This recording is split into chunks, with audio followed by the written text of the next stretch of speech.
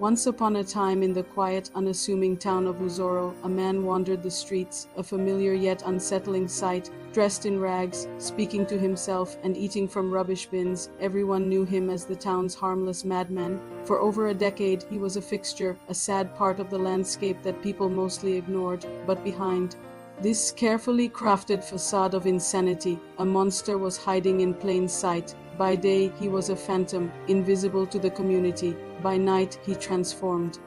He became a predator, a ruthless kidnapper who stalked the very streets that pitied him. His targets were the most vulnerable, children drawn in by a sweet smile and the promise of candy, adults lured by offers of food. One by one, they would vanish, dragged away to a secret, sinister location he called his big mansion. This so-called mansion was a house of horrors, a place where freezers held not food but the bodies of his victims. Their organs were harvested and sold to a dark network of ritualists and shadowy buyers, funding his deceptive lifestyle. For more than 10 years, disappearances plagued Uzoro.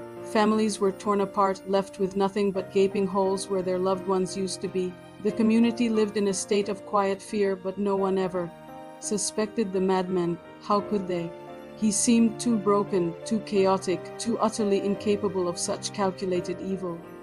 The laughter and mockery he endured were his shield, allowing his victim count to rise unchecked. The grief in Uzoro was a silent scream that no one could trace back to its source. Then everything changed because of a little boy named Timi. Timi's parents, who lived overseas, had gifted him an Apple tracker watch, a small piece of technology meant to keep him safe. When the madman saw his next opportunity and snatched Timi, he had no idea he was carrying the key to his own undoing. Timi's father, a well-respected philanthropist in the community, received the alert. Panic set in, but it quickly turned into resolve. He rallied the people of Uzoro, his personal tragedy igniting a fire in the hearts of a town that had suffered for far too long. Fueled by desperation, anger, and a desperate hope, the search for Timi began. The tracker watch was a beacon in the darkness, leading the determined search party through the familiar streets of Uzoro, straight to a place no one would have ever looked, the lair of the madman. When they breached the doors, the idyllic image of their town shattered forever. They found Timi's body, and with it the ghastly truth of the man's decade-long reign of terror. The discovery unleashed a wave of raw fury and chaos. The community, once passive, erupted. In their rage, they began to chase every person who appeared mentally unstable off their streets. Some were genuinely in need of help and ended up in psychiatric homes. Others simply vanished. The streets of Uzoro were suddenly clean, but the cleanliness was a grim reminder of the filth that had lived among them. The town was scarred, haunted by the knowledge that a monster had worn the face of a victim. A painful lesson echoed through the community. Never let children wander alone, especially after dark. The world is full of shadows, and predators often hide where you least expect them. Timi's tragic story became a catalyst for change. Uzoro, united by its grief, vowed to protect its own. The madman's empire of horror had crumbled. But as the dust settled, unsettling questions began to surface. Was he really working alone? Were there others like him, hiding behind different masks? The nightmare seemed to be over, but a new, chilling whisper began to spread through the town. The story was far from finished. The downfall of the madman was not an end, but the beginning of a terrifying revelation. As the townspeople cleared the streets, a shocking truth emerged. Many of the mad folks they chased away weren't unstable at all. They were actors, paid by the kidnapper to create a network of distractions, a smokescreen of chaos that helped conceal his own horrific crimes. Grieving but fiercely determined, Timi's father refused to let the questions rest. He started digging deeper, using his resources to uncover the truth his son's death had exposed. He soon found evidence linking the so-called madman not just to local ritualists, but to a sophisticated global organ trafficking ring. The man's hidden mansion in Uzoro was merely a provincial hub, a collection point connecting local Nigerian traffickers with wealthy, anonymous buyers overseas. The scale of the operation was staggering, far bigger than anyone could have imagined. But the most terrifying twist was yet to come. The madman wasn't the kingpin. He was a pawn. He was a member of a sinister cult, a shadowy organization led by a mysterious figure known only by the codename Eclipse. This cult had specifically targeted Uzoro, not by chance, but for its clean energy, their chilling term for the young, healthy organs they could harvest from its people. And Timi's tracker watch?